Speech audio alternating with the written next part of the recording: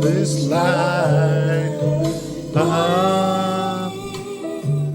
All right. What's up, people? It's your favorite podcaster back with his fucking sword, Gladius, the Sliber Slayer. I'm here to slay all these people's heads on YouTube. I'm here to take over. We didn't come to take part. We came to take fucking over.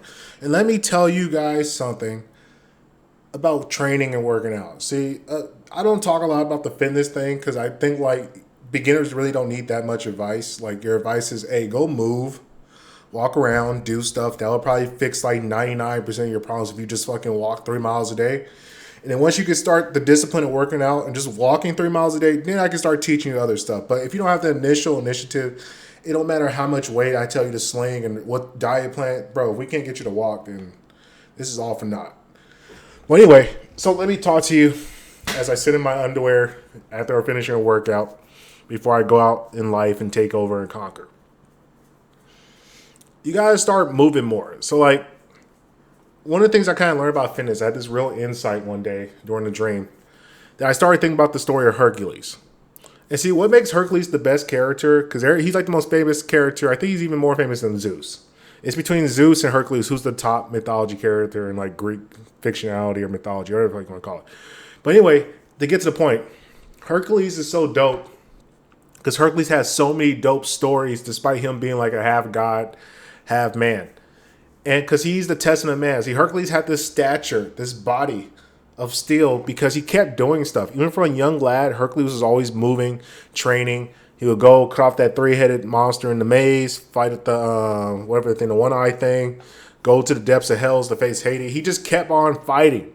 And that's what the mythology is trying to teach people is if you want to be successful in this life, you got to get your sword, use your brain, and get out there and go do shit in the world. You gotta be somebody worth a fuck if you want people to care about you. I hate to tell that to you, young man. Hey, listen, young man. Nobody cares who your daddy was.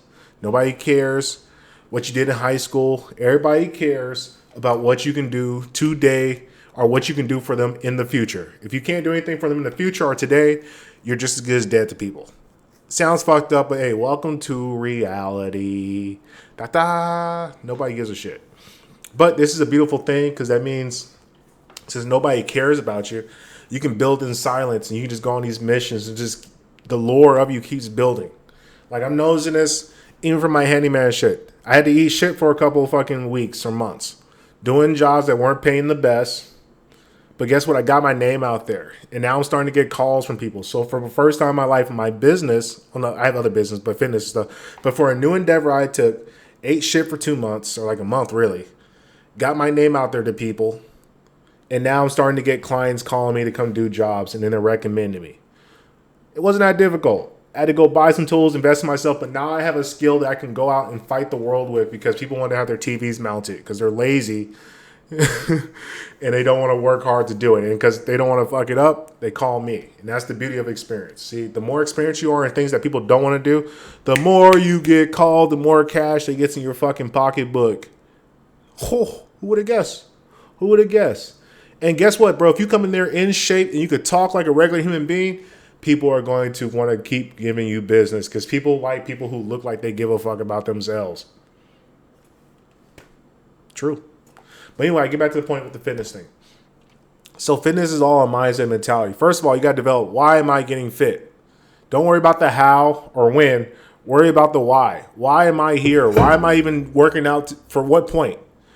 And then once you can discover that, then you have motivation to keep training because now you have something to reinforce your behavior.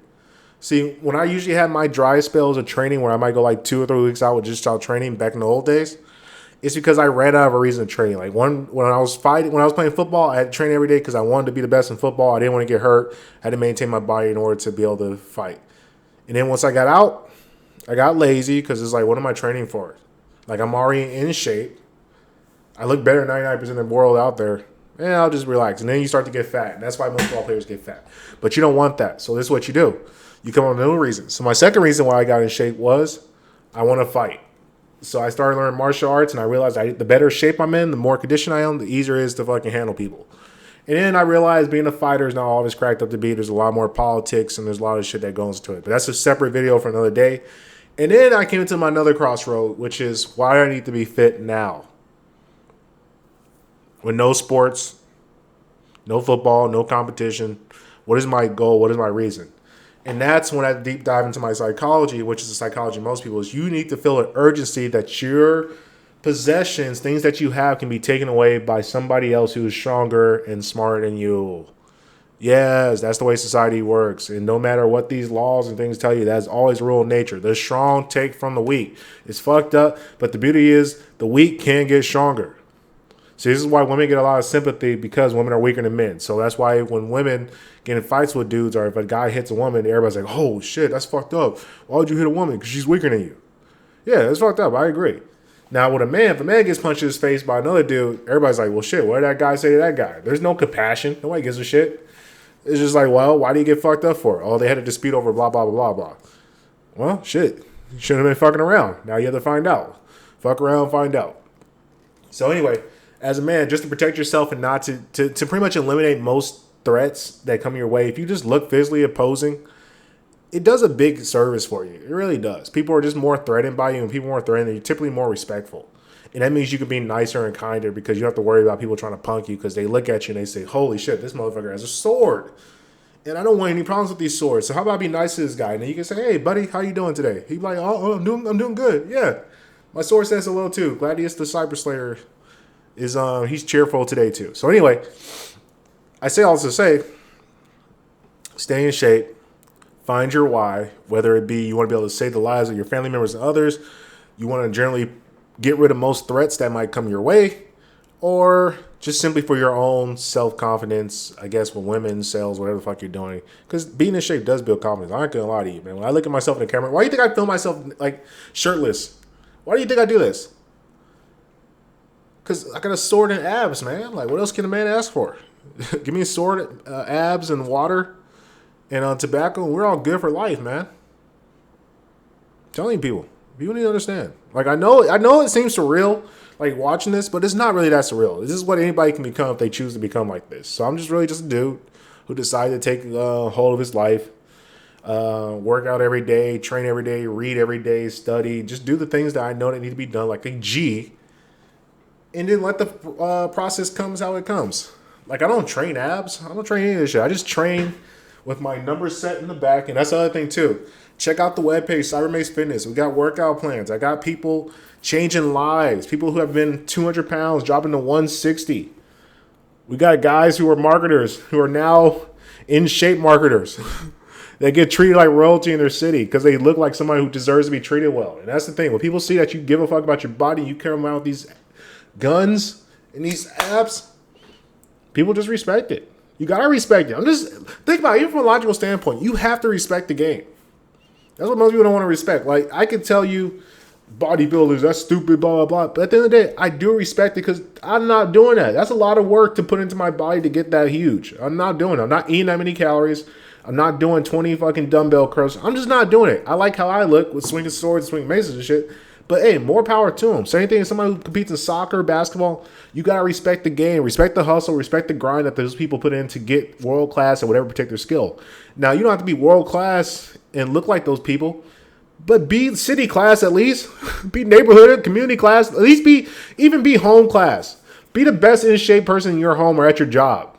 You know, that takes you a lot further. You know that, right? You don't have to compete with the world. Because, I mean, you compete with the world, but not really. Like, I didn't look at my city. Like, I'm in Austin. Do I have to compete with every fucking bodybuilder? No, I don't compete. I just got to compete with the people that walk in my daily vicinity. And as I get in higher vicinities, just make sure I adapt. I'm the guy in each vicinity I go to. That's all it is. Being a human is about studying your surroundings and figuring out how to get to the top of the charts or top of the dominance charts. Or play your own game, make your own dominant thing. But that's all the game is about. Just playing to win. Always come in with a strategy with everything. That's what people need to do is come in with a strategy. Like in war, the most important part in a war, the most important aspect of war is not the guns. It's not the military strategy. It's not the planning. It's the why. Why are we going to war? Because I need the backing of my people to follow me if I'm going to put people's lives, not even put lives at stake. I know people are going to die. So if I know people are going to die, I have to have a fucking hell of a reason why I'm sending people out there to go die.